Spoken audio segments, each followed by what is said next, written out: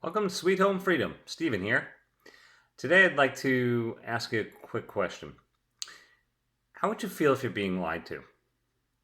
Especially being lied to about your money. Do you think your money is actually in a bank? What is a bank?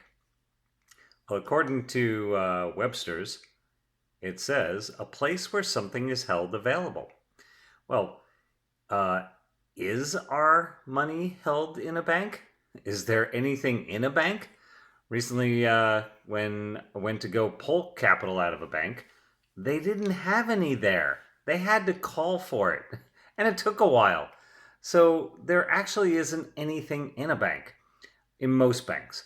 And they're basically a fictional system. But if originally a bank was where you put your valuables, jewels, diamonds, gold and silver coins, or bullion. But these days, there's nothing there. And I don't know if you know about G. Edward Griffin, great guy who wrote The Creature from Jekyll Island, The History of the Federal Reserve. And he's talking about the Federal Reserve prints fiat currency out of thin air, devaluing the dollar, creating debt and inflation.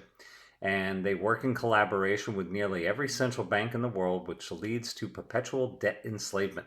The Federal Reserve Act of 1913 was signed side by side with the IRS Act under President Woodrow Wilson. And shortly afterwards, they confiscated all the gold coin out of the system.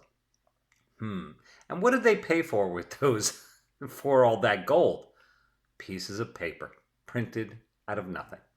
So um, we're doing audits at the moment, of elections. Maybe we should do an audit of these banks that have taken physical things from us over the last century or so, with nothing. And, that should really piss you off. Does me. So think about that. How would you feel if you've been lied to all this time, thinking that your money is money?